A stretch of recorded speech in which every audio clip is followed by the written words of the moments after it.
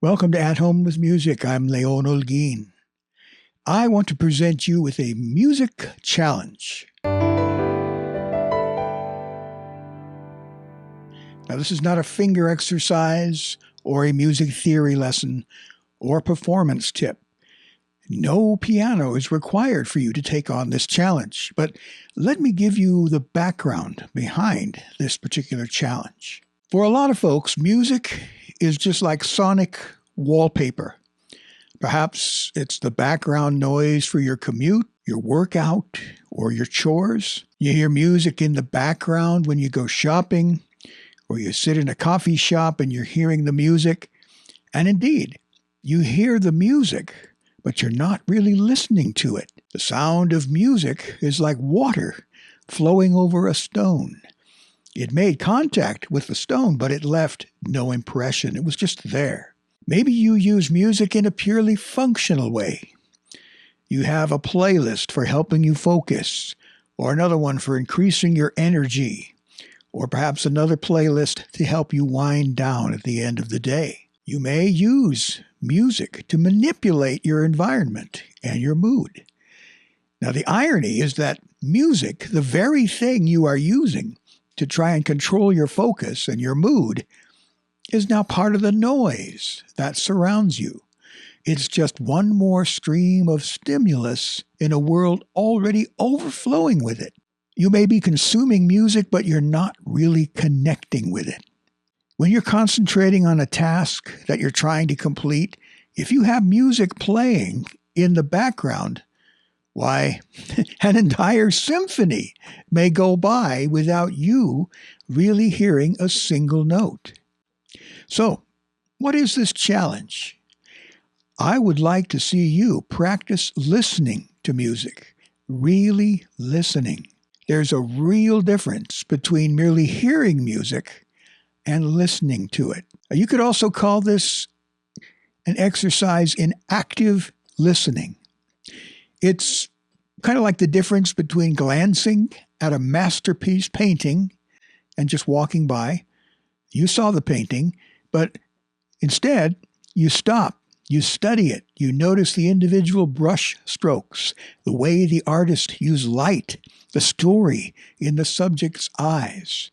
I'm challenging you to sit and listen to some beautiful music each day.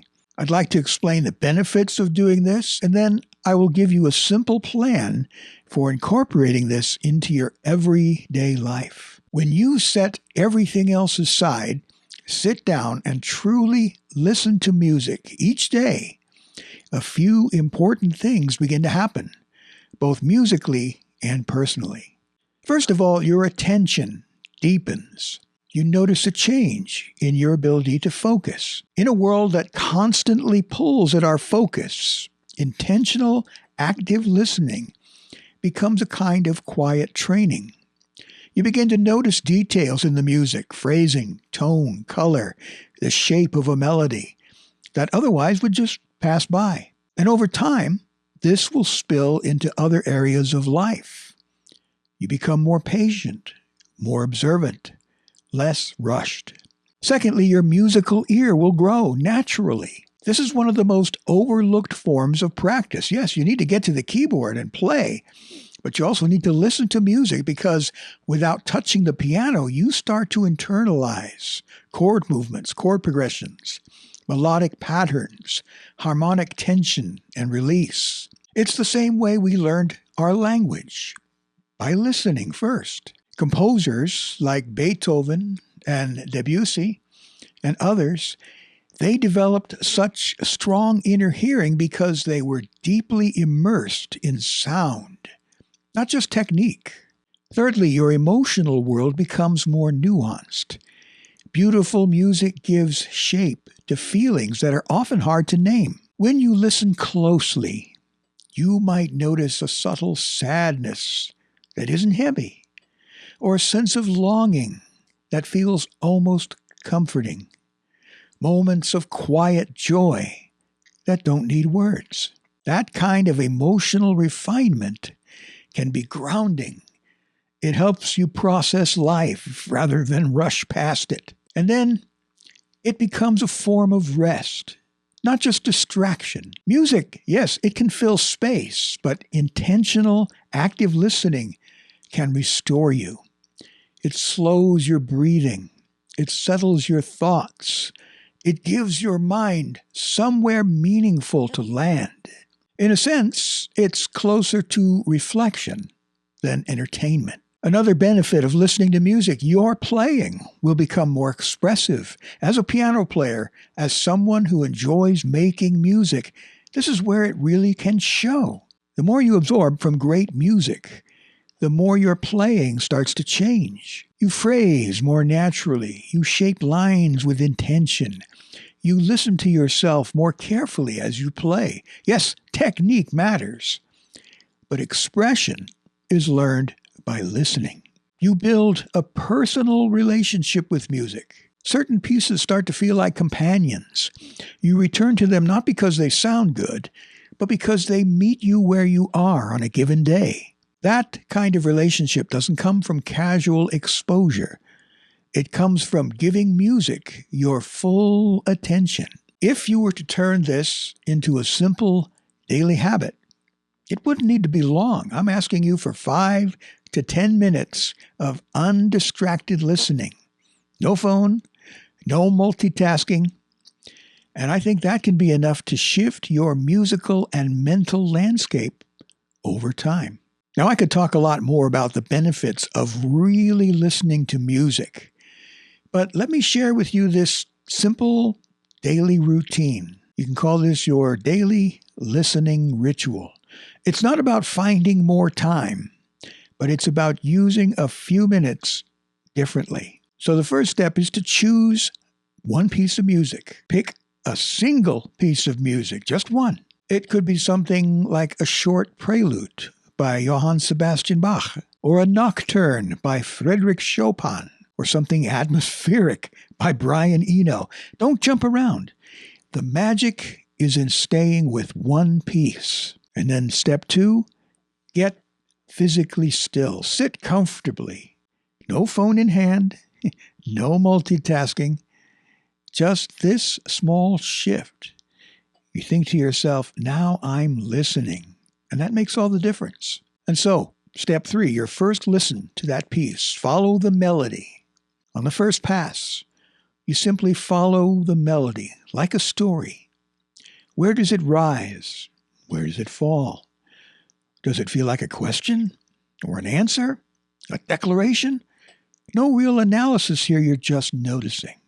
Step 4, listen again, maybe on the next day. Notice the background. You listen again, but shift your attention underneath the melody. Listen for the harmony. If it's a piano piece, what's the left hand doing?